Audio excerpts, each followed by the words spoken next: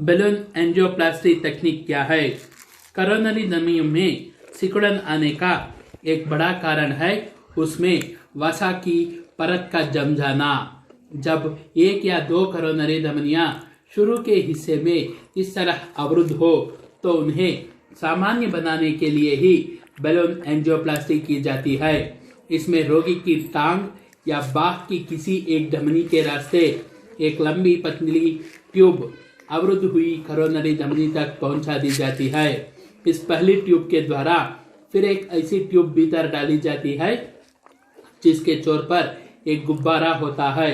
गुब्बारे को कोरोनरी धमनी के सिकुड़े हुए भाग में पहुंचाकर फुलाया जाता है, जिससे धमनी में जमी वसा की परत दब जाती है और धमनी पुनः खुल जाती है। इससे उस धमनी में रक्त बहाव सामान्य हो जाता है और रोग दूर हो जाता है। तो देखिए क्या कह रहे हैं। लास्ट क्लास में हम लोग हार्ट अटैक का इलाज जो है उसके बारे में देखे थे। तो अभी क्या है, यह हार्ट अटैक का जो मेथड्स है उसमें ट्रीटमेंट का जो मेथड्स है उसमें एक जो है वो बैलून एंजियोप्लास्टी उसके बारे में कह रहे हैं यहाँ पर। तो देखिए क्या कह रहे हैं। कोरोनरी धमनियों में सिकुड़न आने के कारण जो हम लोग पहले बता रहे थे, कोरोनरी धमनियां राइट वेंट्रिकल और लेफ्ट वेंट्रिकल जो हम कहते हैं उसमें ब्लॉकेज आने का मेन रीजन क्या है बोले तो उसमें कोलेस्ट्रॉल का जम जाना, कोलेस्ट्रॉल का एक लेयर फॉर्म हो जाना होता है। जब एक या नहीं तो दोनों कोरोनरी धमनियों में शुरू के हिस्से में इस तरह से ब्लॉकेज हो जाए तो उसको सामान्य बनाने के लिए जो मेथड यूज किया जाता है वो है बैलून एंजियोप्लास्टी मेथड। यहाँ पर क्या होता है, रोगी का टांग या नहीं तो बाह के किसी एक धमनी के रास्ते में एक लंबा सा पतला सा ट्यूब जहाँ पर ब्लॉकेज हुआ है वहां तक पहुंचाया जाता है। वहां तक पहुंचाने के बाद क्या करते हैं, वो पहला ट्यूब जो जोड़े होते हैं उसके अंदर और एक छोटा ट्यूब भेजते हैं। वो दूसरा छोटा ट्यूब जो भेजा जाता है उसमें क्या होता है, उसके एंड में कॉर्नर में एक बलून रहता है। जहां पर ब्लॉकेज होता है वहां तक पहुंचाने के बाद उस बलून को ब्लो किया जाता है, बल्ज किया जाता है। इस तरह करने से क्या होता है, जो फैट जमा हुआ होता है वेंट्रिकल में उस फैट को वो पकड़ लेता है। उस फैट को पकड़ने के बाद क्या है, उसको वापस ले लेते हैं। इस तरह से क्या होता है, फैट जो ब्लॉक हुआ होता है वो क्लियर हो जाता है और वेंट्रिकल में ब्लड फ्लो जो है वो नॉर्मल हो जाता है। इससे रोगी जो है उसका रोग भी दूर हो जाता है करके बता रहे। तो देखो बाईपास सर्जरी में क्या किया जाता है, इस ऑपरेशन पर कितना खर्चा आता है, क्या यह भारत में संभव है। तो देखिए next stage of heart attack का जो इलाज है वो है बाईपास सर्जरी। दैट इज क्या करते हैं, जो वेन ब्लॉक हुआ होता है उस वेन को काट देते या नहीं तो उसको बाईपास कर देते। बाईपास मतलब पता है ना, उसको ओवरटेक करके उसको क्रॉस करके ले जाना। तो ये बाईपास सर्जरी क्या है इसके बारे में बताइए करके पूछ रहे। और इस ऑपरेशन पर कितना खर्चा होता है, क्या ये भारत में संभव है करके पूछ रहे। तो देखिए बाईपास सर्जरी में रुकी हुई कोरोनरी धमनी को बाईपास करते हुए टांग की शिरा का टुकड़ा इस तरह लगाया जाता है कि दिल के उस भाग को फिर से पूरी खुराक मिलने लगती है। भारत में यह ऑपरेशन अब बहुत से अस्पतालों में सफलतापूर्वक किया जा रहा है। इनमें पेरम्बूर का दक्षिण रेलवे अस्पताल, मद्रास का अपोलो अस्पताल, मुंबई का केईएम अस्पताल, वेल्लूर का क्रिश्चियन मेडिकल कॉलेज और नई दिल्ली के अखिल भारतीय आयुर्विज्ञान संस्थान, एक्सरॉस हार्ट इंस्टीट्यूट और बत्रा अस्पताल अग्रणी है। एक ऑपरेशन में यहाँ 20,000 से 50,000 रुपये का खर्चा आता है। तो देखिए क्या कह रहे हैं आप यहाँ पर, बाईपास सर्जरी क्या है, ये बाईपास सर्जरी है जो रुकी हुई कोरोनरी धमनी को बाईपास करते हुए उसे टांग के कॉर्नर से एक टुकड़ा निकालकर लगाया जाता है जो दिल के उस भाग को फिर से पूरी पूरी खुराक एनर्जी मिलने में सहायता करती है। भारत में ये ऑपरेशन क्या है, बहुत सारे हॉस्पिटल्स में सक्सेसफुली किया जा रहा है। ये तो बहुत पुराना आर्टिकल है, इसलिए यहाँ पर क्या है, टॉप हॉस्पिटल्स जो थे उसका नाम लिए। लेकिन आज क्या है, सबसे ज्यादा हार्ट बाईपास सर्जरीज क्या है, बेंगलोर में हो रहा है। हार्ट सर्जरीज बेंगलोर में होता है। तो देखिए क्या कह रहे हैं यहाँ पर, पेरम्बूर, तुम लोग नाम सुने होंगे, तमिलनाडु में आता है। बहुत ही बड़ा शहर है तमिलनाडु के शहरों में।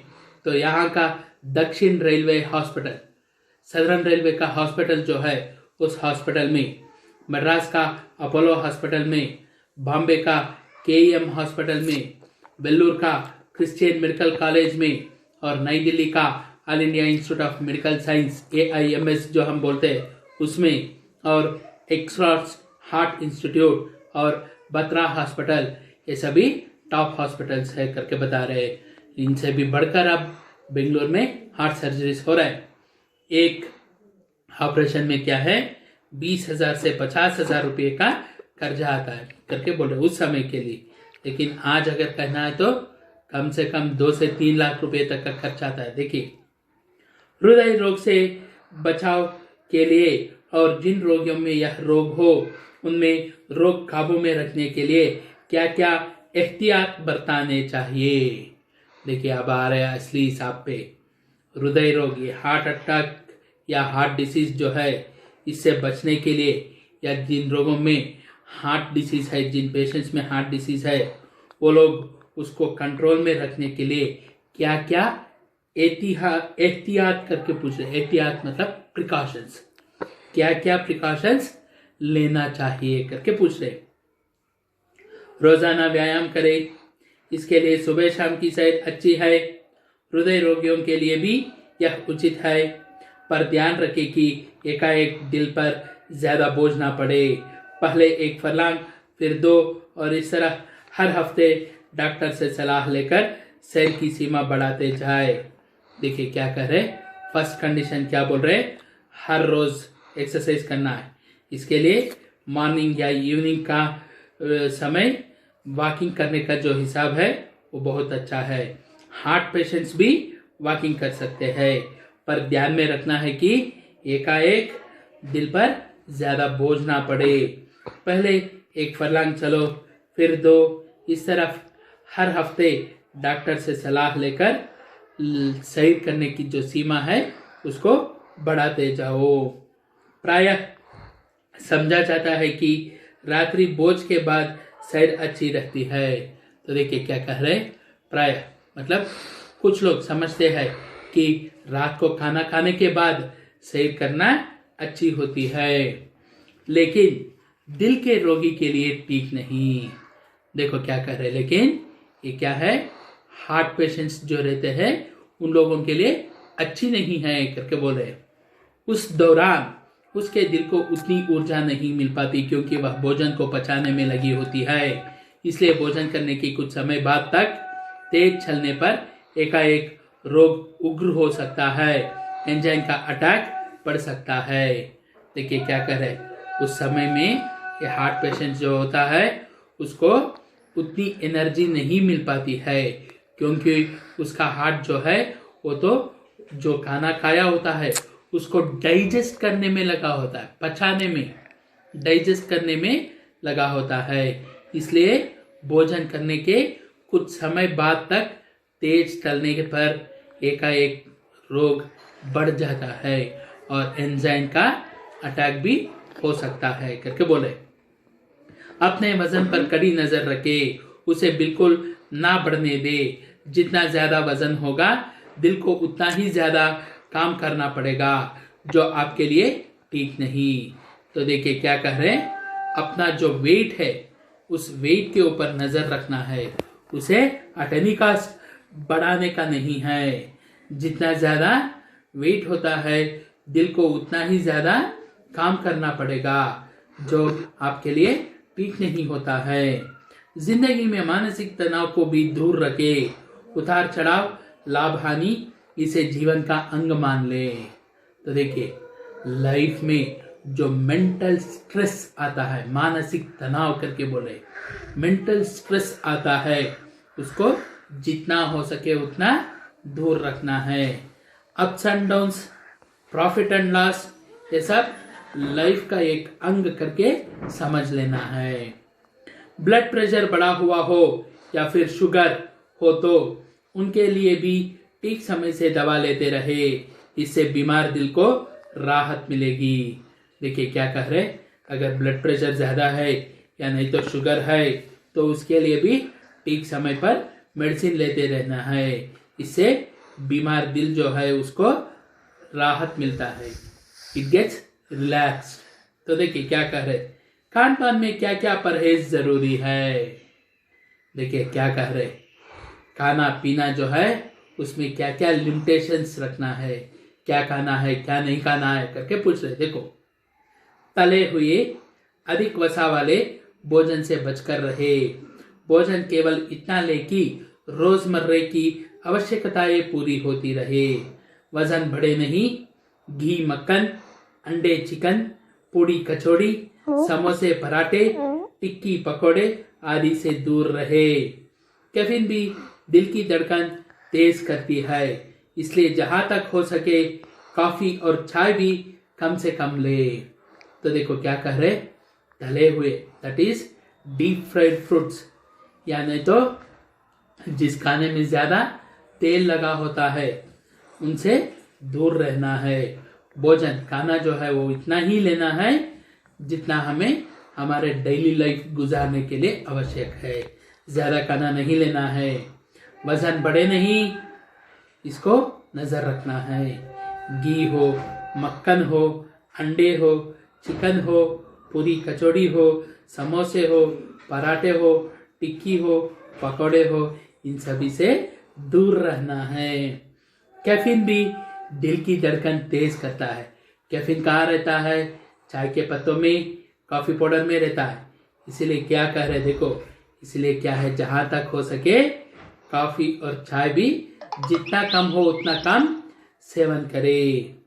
धूम्रपान का शौक फरमाते हो या मदिरा दिल को बाती हो तो अपने दिल की खातिर इन पर आज ही रोक लगा दे। कुछ विशेषज्ञ कहते हैं कि थोड़ी मात्रा में ली गई मदिरा दिल के लिए लाभदायक होती है, लेकिन यह सच नहीं है। अध्ययनों से यह साबित हो गया है कि मदिरा सेवन दिल के लिए कतई अच्छा नहीं। तो देखिए क्या कह रहे, अगर स्मोकिंग का फैशन रखते हो तो अपने दिल के खातिर उसे छोड़ दीजिए, आज ही उस पर रोक लगा दीजिए। और कुछ विशेषज्ञ कहते हैं, विशेषज्ञ मतलब स्पेशलिस्ट कहते हैं कि थोड़ी मात्रा में ली गई मदिरा दैट इज वाइन जो है दिल के लिए प्रॉफिटेबल होती है, लेकिन ये बात सच नहीं है। रिसर्च वर्क्स जो है वो साबित कर चुके हैं कि वाइन का कंजम्पशन जो है वो दिल के लिए अच्छा नहीं है। क्या हृदय रोगियों के लिए सामान्य दाम्पत्य जीवन वर्जित है? तो देखिए लास्ट क्वेश्चन क्या पूछ रहे, क्या ये हार्ट पेशेंट्स जो रहते हैं उनके लिए regular family life, husband and wife का जो लाइफ होता है वो दूर करना है क्या करके पूछ रहे। नहीं, कतई नहीं। अधिकतर रोगी दाम्पत्य जीवन का सुख भोग सकते हैं। सहवास पर रोक टोक लगाना प्रायः अनावश्यक होता है। हाँ, कुछ सीमाएं जरूर बांधनी पड़ती है, पर ब्रह्मचर्य में लौटने की कतई जरूरत नहीं है। तो देखिए क्या करे, नहीं वैसे तो करने की कोई आवश्यकता नहीं है। अधिकतर पेशेंट्स जो है वे दाम्पत्य जीवन का जो सुख है उसे भोग सकते हैं। सहवास पर रोक टोक लगाने का कोई आवश्यकता नहीं है। हाँ, लेकिन कुछ लिमिटेशंस रखना होता है, कुछ लिमिटेशंस रखना है। पूर्ण रूप से ब्रह्मचर्य में वापस जाने की कोई आवश्यकता नहीं है। With this